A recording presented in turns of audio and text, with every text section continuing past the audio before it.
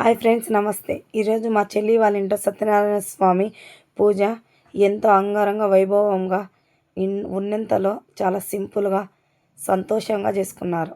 ఈ అయ్యవారికి ఎంత ఓపిక అంటే చాలా ఓపికతో మంచిగా సత్యనారాయణ స్వామి గురించి వివరించి మంచిగా చెప్పాడు. ఈ అయ్యవారికి ఉన్నంత ఓపిక ఎవరికీ లేదు. ఎంత బాగా చెప్పాడంటే అంత బాగా చెప్పాడు సత్యనారాయణ స్వామి గురించి.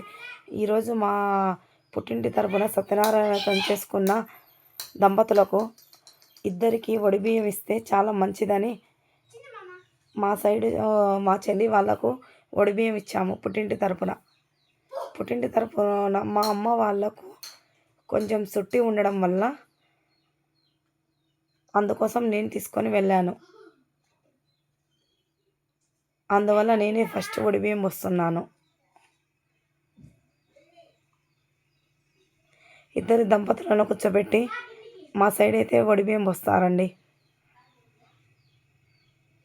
వాళ్ళ ఆడిబిడ్డ తోడికోడళ్ళు 9 మంది ముత్తైదులతో వడిబియ్యం వస్తే చాలా మంచి జరుగుతుందని మన సాంప్రదాయం ప్రకారం పెద్దవాళ్ళు చెప్పారు. అందువలన 9 మంది ముత్తైదులతో మా చెల్లికి వడినించాము.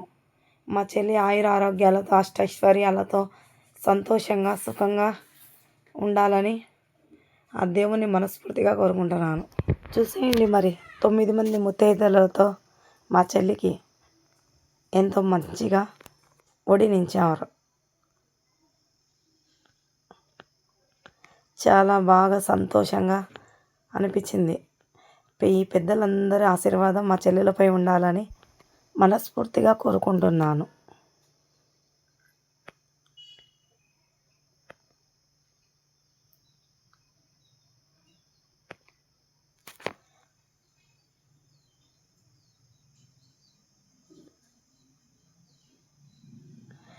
కొంతమంది పెట్టుబాతలు తెచ్చింటారు కాబట్టి వాళ్ళు పెట్టుబాతలు పెట్టారు. లాస్ట్లో అందరూ వడిబియ్యం పోసిన తర్వాత వడి నుంచి దంపతులను ఆశీర్వదిస్తారు.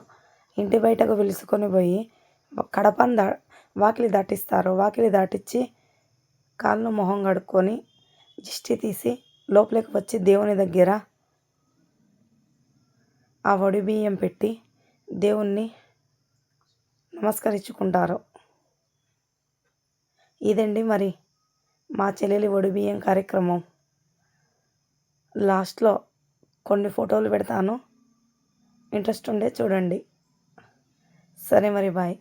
మా ఛానల్ నచ్చినట్లయితే లైక్ చేసి షేర్ చేసి సబ్స్క్రైబ్ చేయండి.